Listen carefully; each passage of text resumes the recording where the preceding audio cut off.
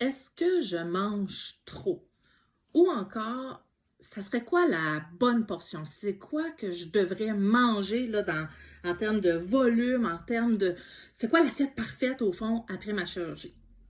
C'est une question que je reçois très souvent. En fait, je pense que je la reçois toutes les semaines.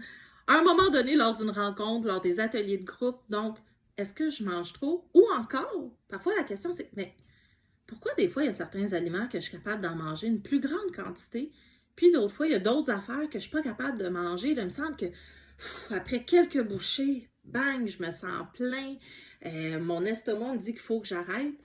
Donc, il y a plusieurs éléments à prendre en considération, mais aujourd'hui, je voulais adresser la composante un petit peu plus densité. Densité volumétrique aussi, dans l'aspect volume, parce que souvent, lorsqu'il est question de quantité après une chirurgie, on va parler du fameux une tasse. Donc, 250 millilitres, la portion qui est considérée comme standard, normale, recommandée pour chaque repas.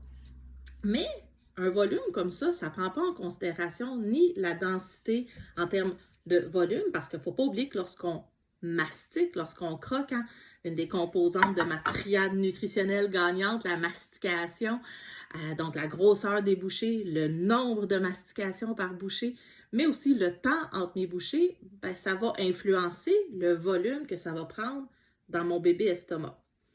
Pour illustrer ce que je vais dire, je vais utiliser le fameux popcorn. Petite collation de prédilection de plusieurs.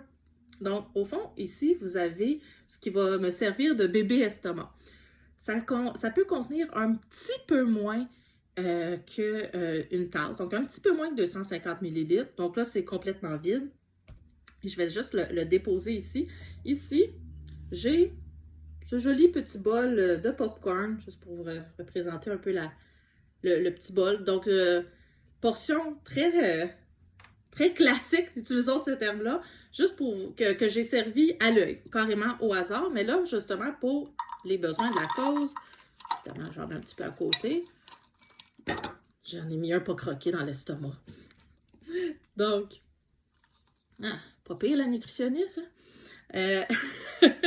Donc, on peut voir à peu près une tasse, on est tous d'accord? Donc, une tasse pour mon bébé estomac.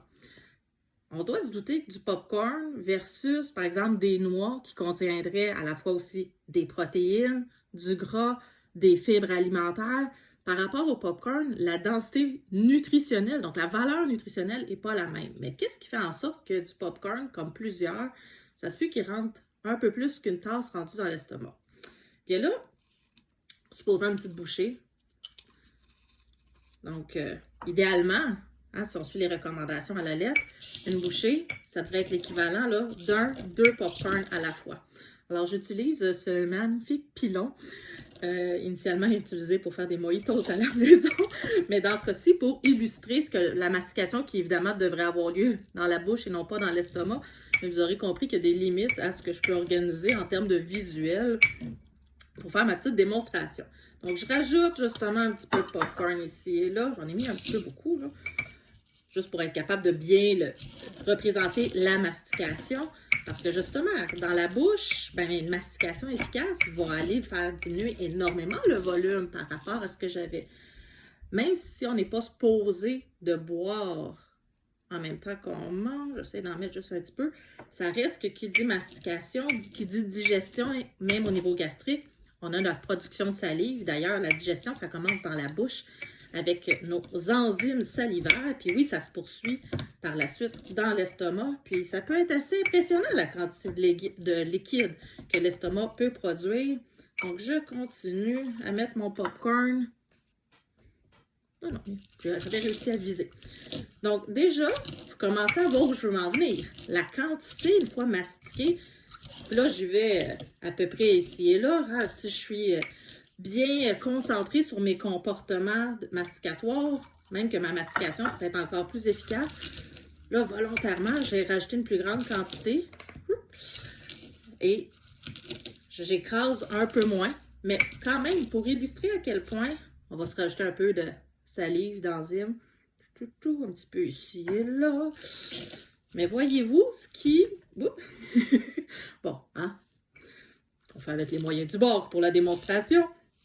Mais déjà, on commence à voir que, tantôt je vous disais, le bébé estomac, qui est le bol en verre que j'utilise, contient moins. Contient quand même beaucoup moins. Ben, beaucoup moins. Quand j'ai fait l'exercice tantôt en mettant le 250 ml simplement d'eau avant de commencer la vidéo, ça a débordé pour la peine, là. Donc, ma quantité de bébé estomac, ici, est quand même moins qu'une tasse. Et pourtant, un petit peu de salive encore. Ça, c'est si en plus. Ça, comme je dis, là, ça, c'est juste un petit peu de liquide. Ce que je viens de rajouter là, c'est même pas l'équivalent d'un 8e de tasse. En fait, même que c'est plus un 12e si je me fie à l'œil de ce qui reste. Et donc, juste, c'est chic. Visuellement, c'est pas très attrayant, hein, du popcorn écrasé. Mais voyez-vous, sommairement, juste pour quand même bien illustrer, ce qui était une bonne tasse. Une tasse quand même, une vraie tasse. Une tasse même bombée un petit peu de mon popcorn initialement.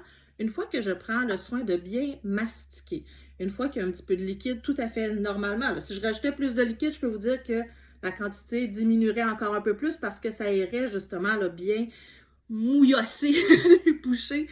Et donc, ben, c'est pour ça que c'est normal, d'un point de vue physiologique, d'être capable de manger plus qu'une tasse, par exemple, de popcorn à la fois.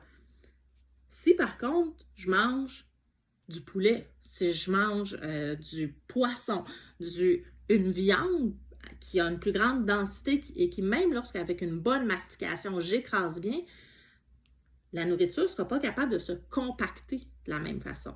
Donc, c'est pour ça que oui, le fameux aide-mémoire, la recommandation qui parle de consommer l'équivalent d'une tasse par repas, ça nous donne une idée sommaire, une idée plus visuelle. Mais est-ce que c'est un outil parfait? Assurément pas. Donc, on peut amorcer la discussion quand la question ou la préoccupation qui parfois peut être excessive, ça peut prendre trop de place dans votre quotidien. Est-ce que je mange trop? Bien oui, un des éléments à considérer, c'est le volume. Mais après ça, qu'est-ce que ça contient? Et puis évidemment, c'est là à ce moment-là qu'on va aller déterminer est-ce que les besoins en protéines sont couverts? Est-ce que l'apport en glucides, donc l'énergie rapide, est au rendez-vous? Est-ce que j'ai suffisamment de fibres?